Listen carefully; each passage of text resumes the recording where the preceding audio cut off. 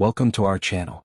Before we dive in, don't forget to hit that subscribe button and drop a comment below, telling us where you're watching from. We'd love to hear your thoughts and keep the conversation going.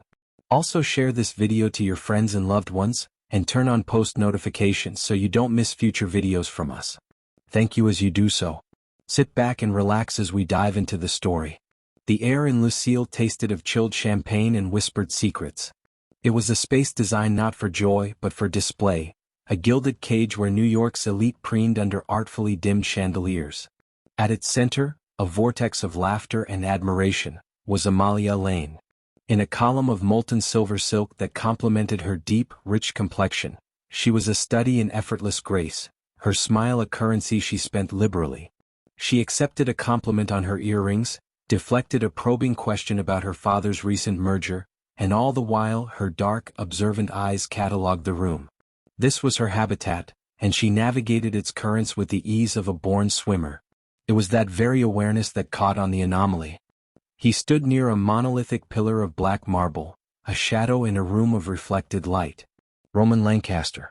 The name came to her like a footnote from a financial journal.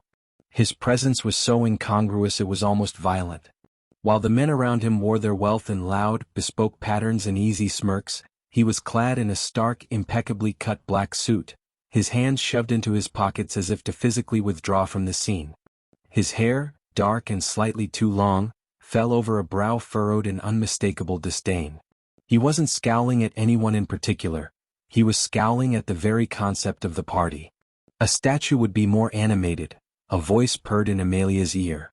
Serena, her oldest friend, materialized beside her, a glass of gin fizz in hand. And far more approachable. "What's he even doing here?" Amalia murmured, her gaze still fixed across the room. Roman had just declined a canopy from a passing waiter with a minute shake of his head, his jaw tight. He looked like a man waiting for a root canal.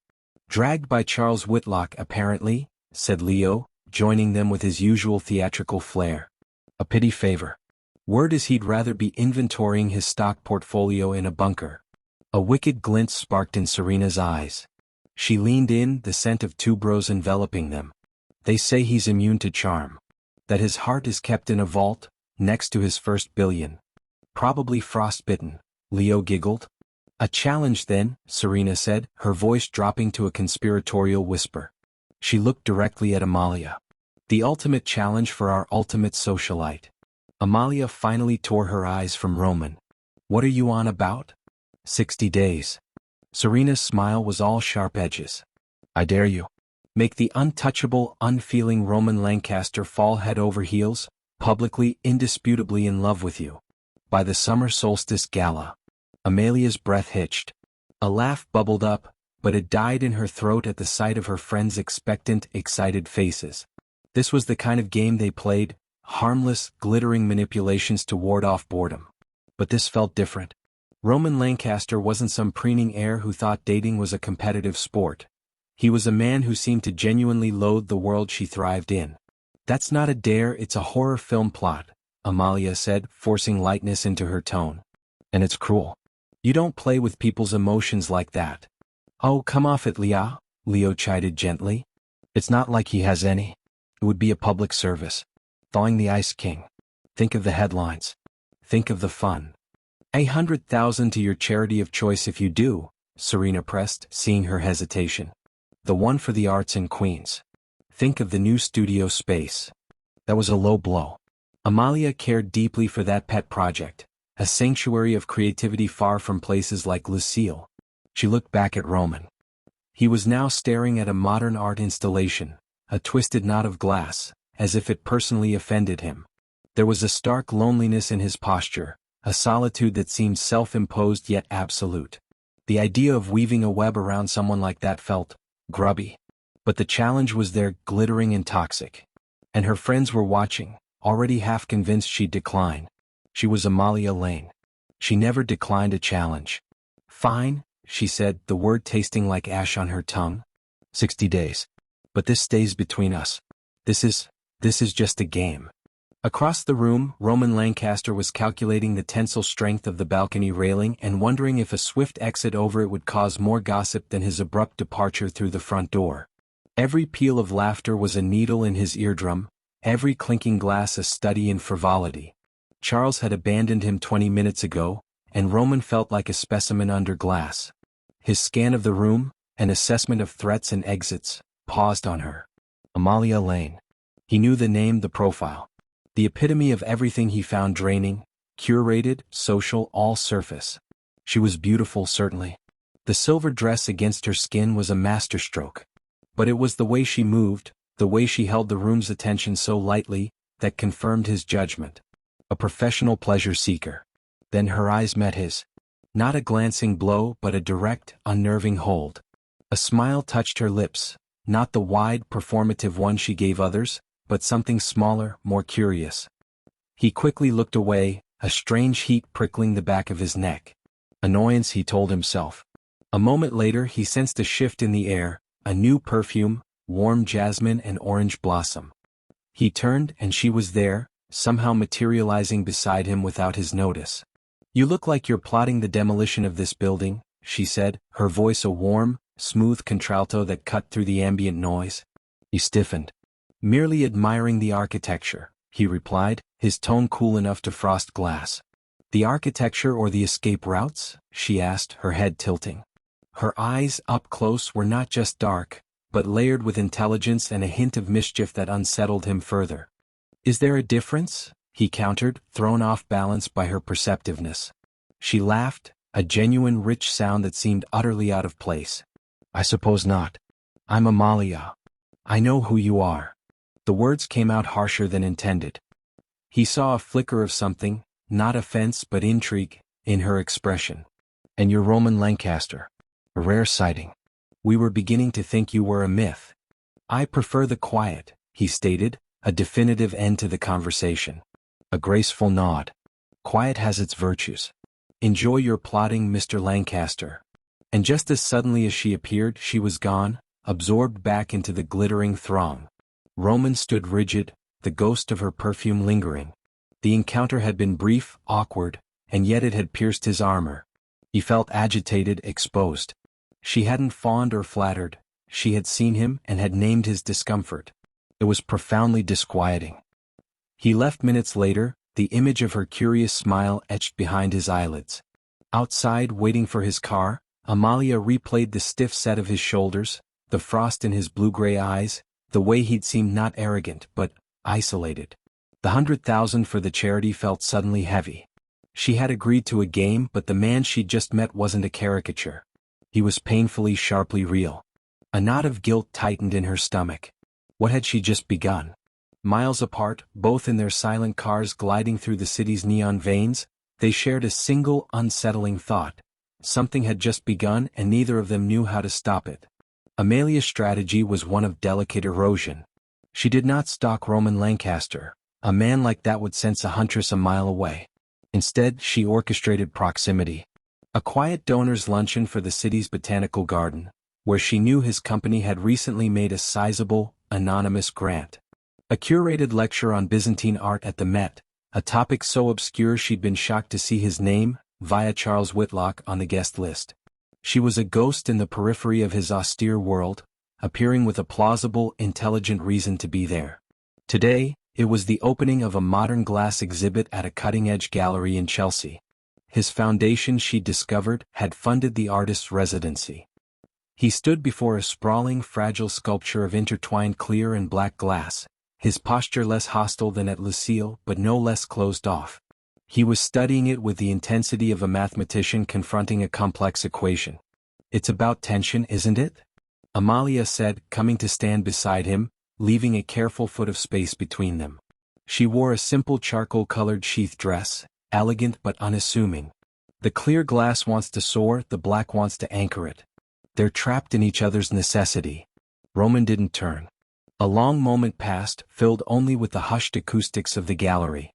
"Most people say it's pretty," he finally said, his voice low. "Or confusing. Most people don't look properly." This time he glanced at her. His gaze was assessing, stripped of society's niceties. "Why are you here, Miss Lane?" "The artist is a friend of a friend," she said, which was technically true. She offered a small, self-deprecating smile. And I'll admit, I saw the Lancaster Foundation on the placard. I was curious if your taste in art matched your public demeanor. A faint, almost imperceptible line appeared between his brows. And what conclusion have you drawn? That you appreciate things that are strong but fragile, deliberate, and perhaps a little lonely. She nodded at the sculpture. It's beautiful, but it isn't happy. He turned fully to face her then, and the directness of his attention was a physical shock. It wasn't the admiring gaze she was accustomed to, it was a dissection. You speak as if it has feelings. Don't all worthwhile things? She countered gently, holding his look. She saw it then, not just intelligence but a deep, weary restraint. A man who had spent so long holding himself back from the world that the act had become his primary shape. He didn't answer, looking back at the sculpture. It's called Symbiotic Conflict, he said as if confessing something. A perfect title. They stood in silence for another minute, a strangely comfortable quiet amidst the murmuring crowd. It was broken by Charles Whitlock, who clapped Roman on the shoulder with a jovial boom. Roman, I see you found the only other person here who isn't just here for the champagne. Amalia, darling, you look radiant. Roman visibly stiffened at the intrusion, retreating back into his shell. Amalia exchanged pleasantries with Charles, but her awareness was fixed on Roman's withdrawal. She excused herself soon after, feeling his eyes on her back as she walked away. It wasn't a look of attraction, not yet. It was one of deep suspicion. His suspicion was a fortress. Roman received her accidental appearances with cold civility. At the lecture, he'd found her seated next to the empty chair Charles was supposed to occupy. He'd spent 90 minutes hyper-aware of the delicate scent of her perfume, of her insightful whispers about the use of lapis lazuli. She asked sharp questions, not flirtatious ones. It unnerved him. He had a dossier on her, of course. His security team had compiled it after the night at Lucille. Philanthropist, social linchpin, daughter of old money and new influence, never linked seriously to anyone, known for her charm and her discretion. It was the profile of a masterful player. Yet, the woman who spoke of art with such perception, who could sit in a comfortable silence without rushing to fill it, didn't match the profile. She saw things. She saw him, not the billionaire but the man who found crowds draining, who valued precision over platitudes. At a small, excruciating dinner party at Charles's, another ambush, he'd been cornered on a balcony. Amalia had found him, 2 glasses of mineral water in hand. I come in peace, she'd said, offering one. I don't require hydration, he'd replied, but took the glass. Everyone requires hydration, Mr. Lancaster. Even reclusive titans of industry. She'd leaned on the railing, looking out at the city lights. You know, you could just say you hate these things. Charles would forgive you. It's not about hate. It's about inefficiency. A waste of your time. A waste of everyone's, he corrected, and then to his own surprise added, the conversations are algorithmic.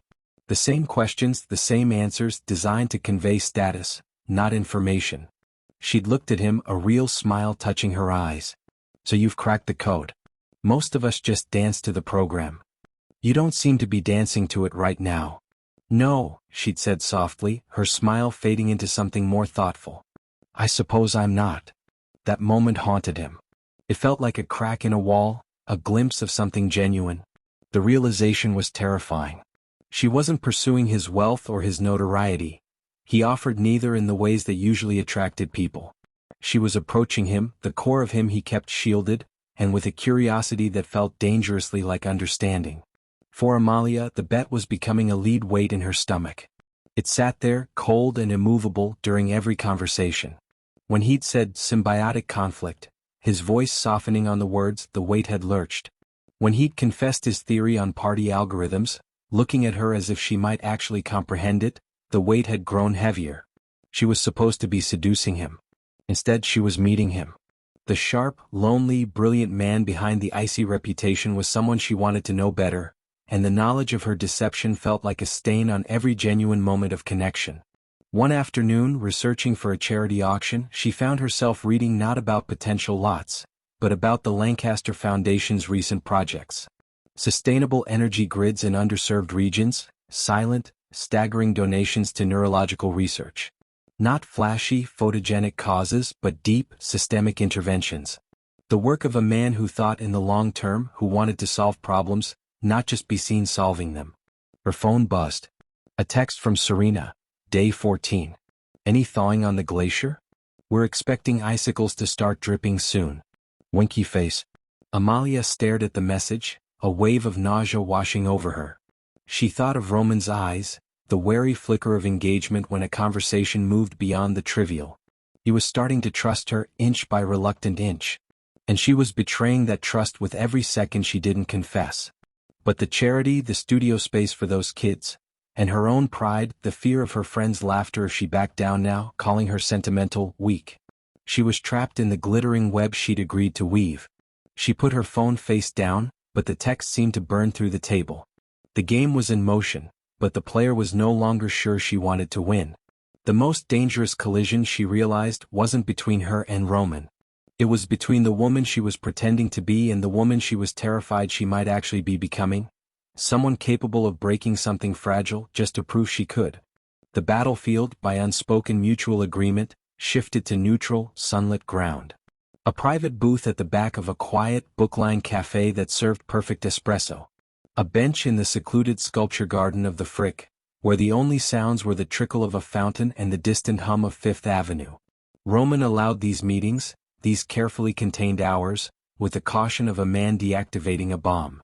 He set the terms: no society events, no crowds, no friends of friends accidentally joining them. Amalia agreed, her conscience whispering that this was worse, this was intimate.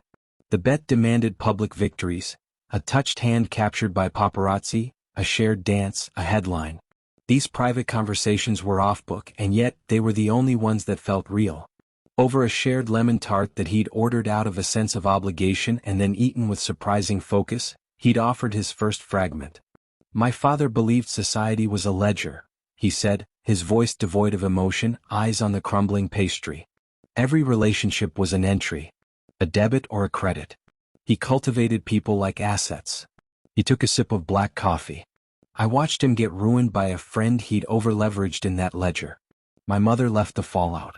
The parties, the smiling faces, it was all the scene of the crime. I have no desire to return to it. Amalia listened, her own tart forgotten. This wasn't mere reclusiveness, it was trauma, armored in billions. So you opted out of the entire ledger system, she said softly. He met her eyes as if testing her reaction. I built my own. With clearer terms. Another day, in the dappled light of the sculpture garden, he gestured vaguely toward the Upper East Side. I was sent to all the right schools, forced to attend all the right functions. I was the awkward, too serious boy in the corner, counting the minutes. The other children, they could smell it on me. The desperation to be elsewhere. It made me a target. Now, those targets run hedge funds and host galas. The thought of making small talk with them is physically painful, Amalia finished, her heart aching for that lonely boy. She thought of her own childhood, filled with travel and laughter, and a mother who'd taught her charm was a shield, not a weapon. Her social ease was a birthright, his was a prison sentence. He gave a single, curt nod. Exactly. With each shared fragment, the portrait of Roman Lancaster became more achingly human. The icy demeanor was a scar tissue, the reclusiveness a fortress built with real stones of past pain. Amalia's mission, which once felt like a sparkling game, now felt like a slow, careful excavation of something sacred. The weight of the bet didn't vanish, but it was increasingly drowned out by a louder, more compelling sound, the rhythm of his truth and the terrifying, blossoming desire to protect it. One afternoon he did something that shocked them both. They were discussing the inefficiencies of modern philanthropy, and Amalia made a passionate, slightly rambling case for grassroots organizations versus massive foundations. She referenced a small community center in Brooklyn she supported, her hands moving animatedly. When she finished, a faint, almost imperceptible smile touched his lips. You're fierce when you're advocating for the underdog, Miss Lane. The use of her formal name, paired with that fleeting smile, felt more intimate than any endearment. Then he said, send me the proposal for that community center. The one for the arts. I'd like to see it. It was a door cracking open. Not just to his attention but to his professional respect. He wasn't offering because of her charm. He was offering because he thought her judgment might have merit. The trust in that gesture was monumental, and it landed on Amalia like a physical blow. Guilt, sharp and acrid, rose in her throat. She could only nod, her voice stolen. Later that evening, staring at her laptop screen, the proposal for the Queen's art studio felt like evidence in a trial. She was using her genuine passion, the very thing she'd shared with him in a moment of unguarded sincerity, as bait in her trap. She opened the group chat with Serena and Leo, still named Operation Icebreaker. The last message was a gif of a melting snowman. She typed, "It's getting complicated," then deleted it. She typed, "I think we should call it off," and deleted that too. The thought of their ridicule was sharp, but the thought of Roman's face hardening into betrayed ice if he ever found out was paralyzing. For Roman, the world was acquiring a new, unsettling color.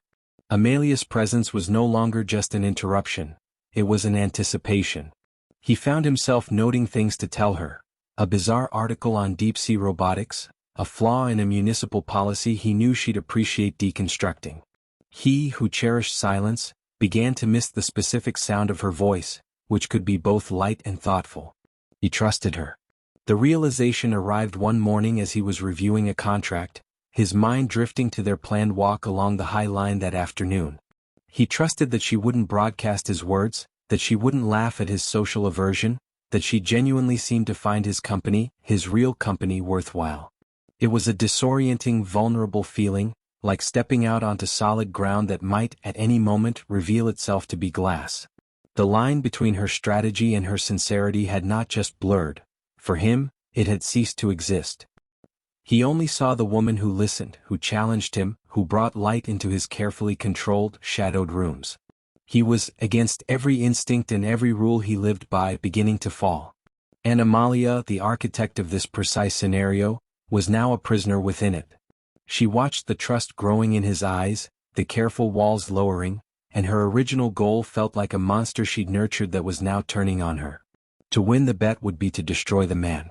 To lose it would be to break her word and face a different kind of humiliation.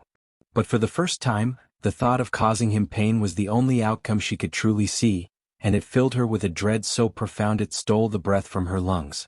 The game was no longer a game, and she was no longer just playing a part. She was living a lie and falling in love with its unintended consequence. The shift from the intellectual to the physical was not a conquest, but a surrender. It happened in his apartment, a penthouse that was less a home and more a beautifully designed observation deck overlooking the city. They had gone there after a private viewing at a gallery, arguing good-naturedly about the merit of a particular abstract piece. The debate had continued in his elevator, in his vast, silent living room, filled not with trophies but with first-edition books and that single stunning glass sculpture he'd bought after their first meeting. The air between them crackled, charged with weeks of unspoken tension and deepening understanding. He was gesturing to make a point about negative space when his hand, cutting through the air, stilled. He looked at her, really looked, and the carefully constructed dam holding back everything else simply broke. There was no practiced seduction. It was a collision of hunger and tenderness, a clumsy, urgent discovery. His touch, so often restrained, was searing in its intensity, as if he was mapping a territory he was afraid would vanish. Amalia responded with an honesty that terrified her, her own hands learning the tense landscape of his shoulders, the scar along his ribcage, the surprising softness of his mouth when it met hers. Afterward, in the dim light filtering through the floor-to-ceiling windows, the silence was different. Not empty but full. He lay beside her, one arm thrown over his eyes, his breathing slowing. She watched the rise and fall of his chest, the perfect, vulnerable line of his profile against the pillow, and the guilt descended like a shroud, thick and suffocating. This was the victory. This intimate, trusting warmth was the exact milestone Serena's bet demanded. She had breached the fortress, and she felt like a vandal. His voice, rough and quiet, broke the silence. "I don't do this." It wasn't a confession of celibacy, but of vulnerability. "I don't let people in here." She turned her head on the pillow to face him, her throat tight. "I know." He moved his arm, his gray eyes searching her face in the half-light. The usual guard was gone, replaced by a raw, open uncertainty that was more intimate than anything that had come before. "It's disorienting. You." A tear, traitorous and hot, escaped the corner of her eye, sliding quickly into her hairline. She hoped he couldn't see it. She forced a soft smile. I'm a bit disoriented myself. He reached out, his thumb brushing a strand of hair from her cheek, his touch infinitely gentle. The gesture undid her completely. Her phone, silenced in her clutch on his living room floor, lit up like a control panel the next morning. Back in her own sun-drenched apartment, the messages from Serena and Leo were a jarring return to a reality she wished she could escape. Serena, well? The silence is deafening. Did the glacier finally experience global warming? Details, yeah. We're starving over here. Leo, did he smile? Actually smile? I need photographic evidence. My money's on day 45 for the full capitulation. Serena, remember, public acknowledgement is key for the win. The summer solstice gala is the perfect stage. Start working on that invitation. They were narrating a romance novel, not the fragile, real thing taking root in the ruins of her deceit. Their words reduced Roman's hard-won trust, the glimpse of his unguarded heart, to gossip and point-scoring. Amalia threw her phone onto the silk duvet as if it had burned her. Meanwhile, Roman bloomed in quiet, astonishing ways. He called her. Not to arrange a meeting, but because he'd read something that made him think of her. He sent a single rare first edition of a book of poetry she'd mentioned loving, with no note, the gesture itself speaking volumes. One evening, over takeout sushi in his kitchen, he told her about his mother, not the socialite who left, but the pianist she'd been before marrying his father, how he'd hidden in the hallway as a child to listen to her play Chopin alone in the early mornings. That's why you funded the music program, Amalia whispered, pieces of his philanthropic puzzle clicking into heartbreaking place. He nodded, looking down at his hands. It felt like the only part of her I could save. Amalia's heart splintered. This was the real man emerging from the ice, and she was the sun he was learning to turn toward. But her light was a lie. The physical connection only deepened the emotional chasm. Every touch, every night spent in the quiet sanctuary of his space, felt like a theft. She would watch him sleep, the stern lines of his face relaxed, and a love so fierce and desperate would well up in her that it choked her. It was no longer about seeing the man behind the myth. It was about loving him. His mind, his wounded heart, his tentative, gruff sweetness. The bet was now a cancer, metastasizing in the center of the most real thing she had ever known. She was no longer playing a game. The game was playing her, and the cost was written in every vulnerable glance he gave her, every piece of his past he laid in her hands. Falling in love with Roman Lancaster was the greatest triumph and the most profound failure of her life. To win the wager would be to lose him forever. To come clean might achieve the same result. She was trapped in the glorious, gilded cage of her own making, and the key was a confession that could shatter the very heart she'd been dared to win. The revelation came not with a shout, but with the quiet, digital chime of a forwarded email. Roman was working late, the city a sprawl of diamonds beneath his feet. Charles Whitlock, ever the meddlesome friend, had sent him the guest list for the upcoming summer solstice gala for his approval. Scrolling idly, Roman's eyes snagged on a familiar name near the top, Amalia Lane and guest. It was a standard entry. Meant nothing. But something, a cold instinct honed by years of transactional relationships, made him pause. He opened his personal calendar, a Spartan digital ledger. The date of the gala was circled in his mind. It was the 60th day. The day she had first spoken to him at Lucille. A bizarre, nauseating coincidence. He tried to dismiss it. His mind, however, a precision instrument for pattern recognition, began its awful work. The initial 2 perfect meetings. Her friends, Serena and Leo, whose glances he'd caught at other events. Glances that seemed less like curiosity and more like appraisal. The way her pursuit, so warm and genuine, had aligned with a specific, relentless timeline. The bet he'd overheard whispered about months ago, a crass society wager about thawing the Ice King, which he dismissed as irrelevant gossip. Until now. He didn't rage. He didn't break anything. Roman Lancaster simply went very, very still. The trust, that fragile newborn thing he had nurtured against every instinct, crystallized, and then shattered into a million cutting shards. He called her. His voice was arctic.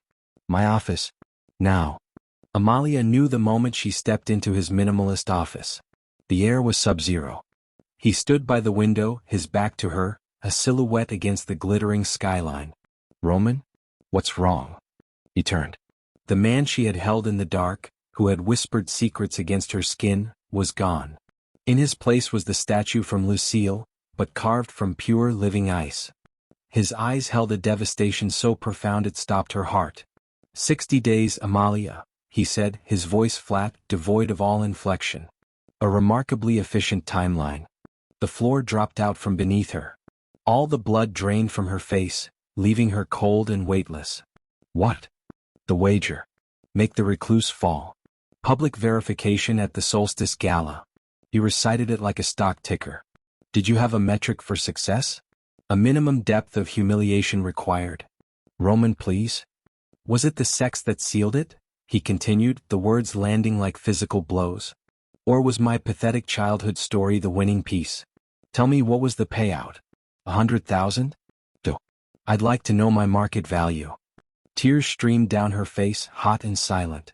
It wasn't like that. Not at the end. Not at the end? A flicker of furious emotion finally cracked his frozen mask. So there was a strategy. A beginning. A middle. You looked me in the eye, you listened to me, you let me. He cut himself off, his jaw clenched so tight she could see the muscle jumping. He looked away, out at the city, as if the sight of her was unbearable. I told you I don't let people in. You didn't just walk in. You were granted access under false pretenses. That's not charm, Amalia. That's fraud. I fell in love with you, she choked out, the words raw and desperate. The bet was stupid, it was a mistake, but what I feel. Don't. The single syllable was a command, final and absolute. He finally looked back at her, and the emptiness in his gaze was worse than the anger. Do not insult what's left of my intelligence by conflating your strategy with emotion. You won. Congratulations. The Ice King is thawed and thoroughly fooled. Now get out. His withdrawal was total, an impenetrable fortress slammed down over her ruins. There were no more words she could say that would penetrate. The damage was too absolute, the betrayal too perfect in its architecture. She had used his deepest vulnerabilities as her tools, and he would never see her as anything but the architect of his pain. She left, the taste of ash and tears in her mouth. The world went gray. Amalia moved through her life like a ghost. She declined every invitation, silenced her friends' frantic, then furious calls. Serena's final text read, "You won, you idiot." He's heartbroken, which means he fell. Claim your victory. The words were obscenity. Her victory was a wasteland. She replayed every moment, every conversation, seeing them through his new, terrible lens. Her gentle questions about his past were now intelligence gathering. Her laughter was tactical. Their intimacy was the final, calculated move.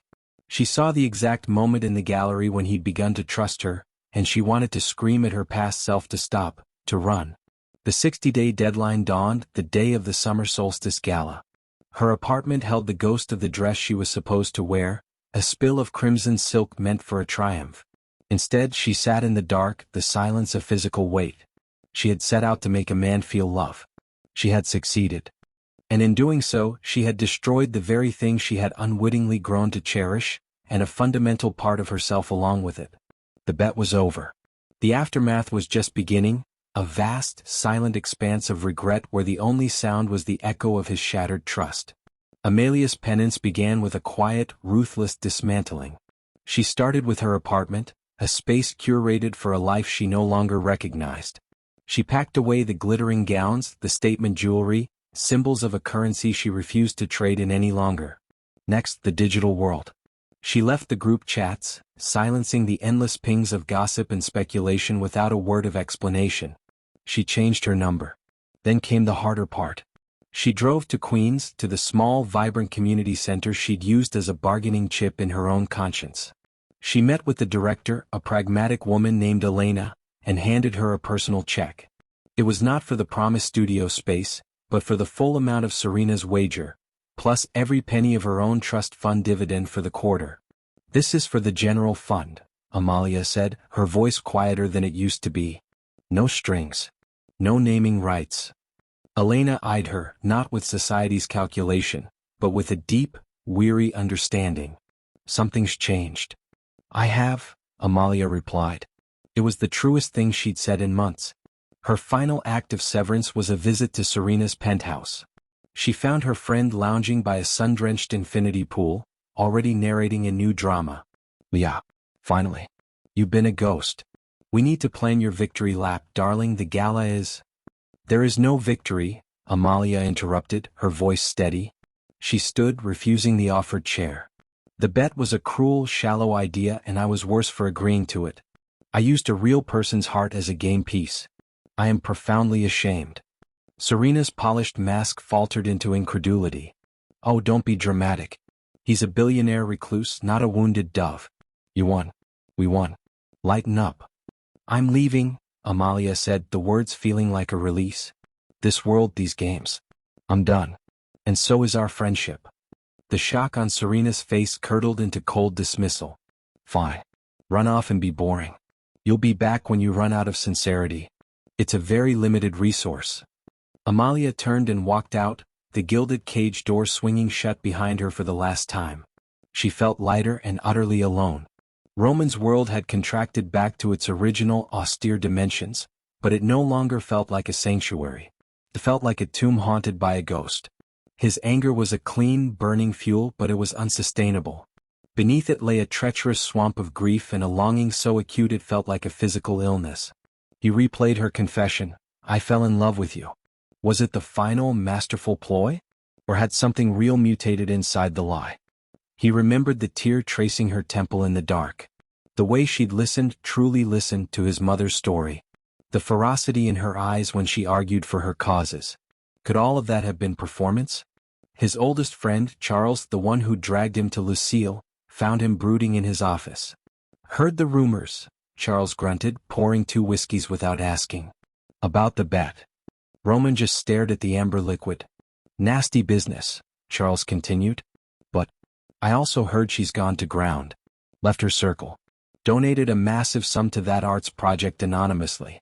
Not the behavior of a triumphant victor. Roman's head snapped up. What? People talk. She's not talking back. She's just gone. Charles shrugged. All I'm saying is, in our world, a clean, hard lie is common. Remorse is rare. You have to decide which one you believe you saw. Charles left him with the silence and the whiskey. Roman didn't drink. He thought of the ledger his father had lived by, the one he'd rejected. Amalia had entered his life as a debit, a calculated liability. But what was the sum of her tears? The value of her retreat? Was there a column for redemption? The invitation was not digital. It arrived on heavy, unmarked linen paper, hand-delivered by a discreet courier to his office. No return address, but he knew her handwriting. Roman, I am at the Brooklyn Botanic Garden, at the Japanese Hill and Pond Garden, every day at sunset until the solstice passes. I will be there not to plead but to answer. Any question you have, with complete honesty. No excuses. If you don't come, I will understand, and you will never hear from me again. It was not a request for forgiveness. It was an offering of accountability. It stripped her of all defense, all social armor, and left her waiting in a place of quiet beauty, vulnerable to his rejection or his rage. For 3 sunsets he did not go. He wrestled with the betrayal, which still burned, and the ghost of the woman he'd loved, who felt more real than the schemer. He remembered her saying, "Quiet has its virtues." She had become quiet. He missed the sound of her voice. On the 4th day, the day after the official 60-day deadline had passed, he found himself in the back of his town car, giving the driver the address. It wasn't a decision to forgive. It was a need to see, one last time, if the person he'd glimpsed in the fragments of truth could possibly exist outside the lie. He walked the gravel paths as the sky bled orange and purple. The air was sweet with the scent of azaleas and wet stone. And there, by the still pond where koi moved like living embers beneath the water, she stood. She wore a simple dress of slate blue, no jewelry. She wasn't the socialite nor the seductress. She was just a woman, waiting, her profile etched with a sorrow that seemed as deep as his own. She didn't turn as he approached, but she knew he was there. He could see it in the slight stiffening of her shoulders. Roman stopped a few feet away, the carefully guarded distance back in place. The silence between them was filled with the chirp of crickets and the weight of everything broken. Amalia finally turned to face him. She didn't smile. She didn't reach for him. Her eyes, meeting his, held nothing but a clear, devastating honesty. "Ask me anything," she said, her voice a soft scrape in the twilight. "I will tell you the truth." The final meeting had begun.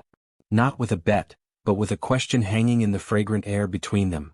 Was the truth enough to build a bridge over the wreckage, or would it simply be the stone that sank them both for good? He didn't ask a question. Not at first.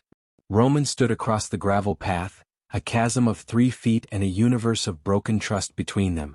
The sunset gilded the tranquil pond, the precise rocks, the curve of her neck as she waited. She didn't fidget, didn't fill the silence with pleas. She simply stood, an open letter in a world of coded contracts. Finally he spoke, his voice as cool as the gathering evening. Why here? It wasn't about the bet or the lie. It was a test.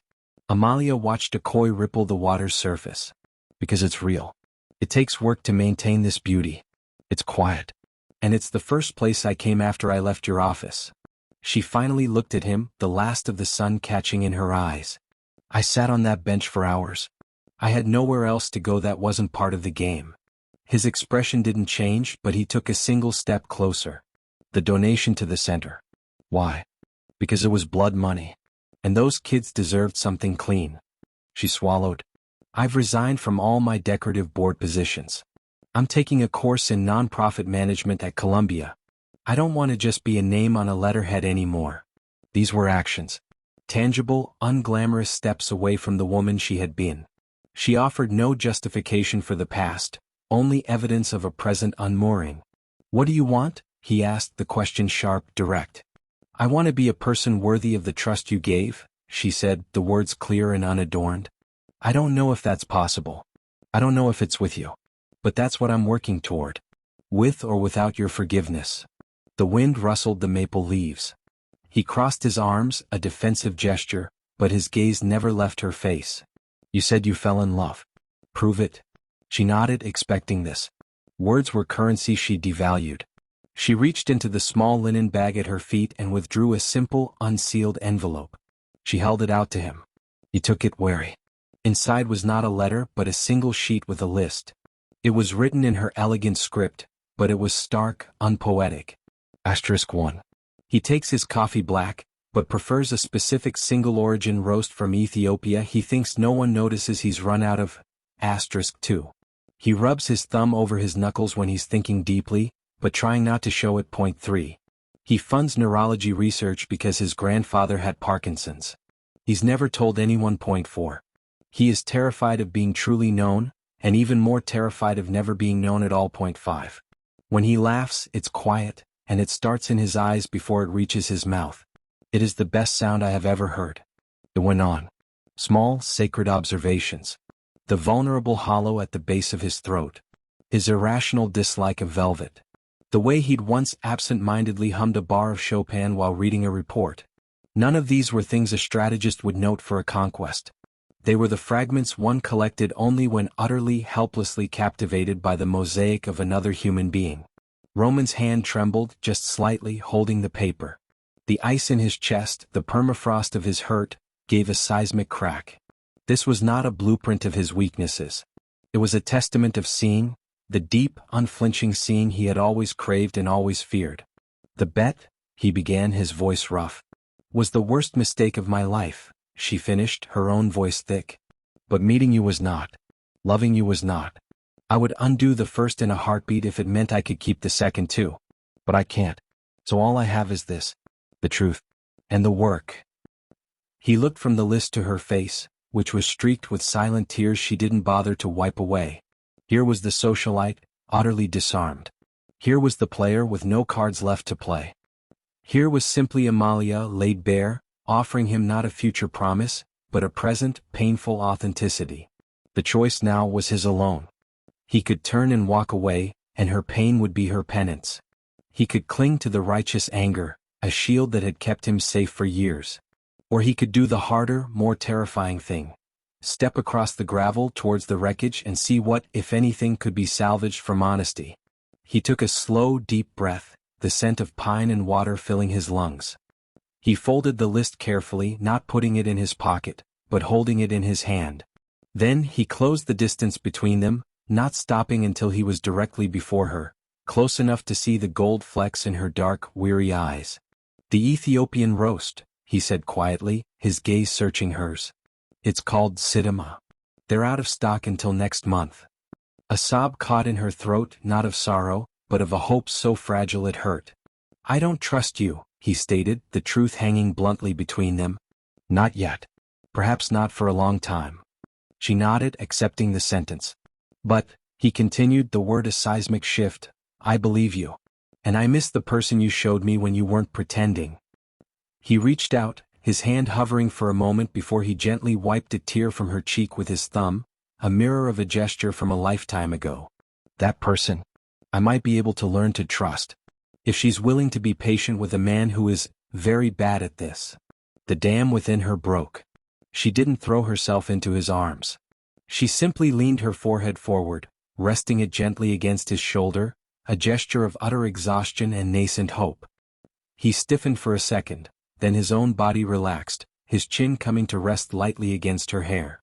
They stood like that as the last light faded, two wounded people in a twilight garden, not at a finish line but at a raw, unmarked beginning. There was no grand declaration, no promise of forever. There was only a choice, mutually and painfully made, to turn away from the safety of solitude and resentment, and to face the arduous, uncertain work of building something real, not on a foundation of glittering lies, but on the difficult, fertile ground of truth, earned one fragile, honest day at a time. Above them, the first stars appeared, quiet and clear in the deepening blue. If this story touched your heart, remember, sometimes the smallest steps lead to the biggest changes. Share your thoughts in the comments and subscribe and join us for more stories that prove compassion can change the world.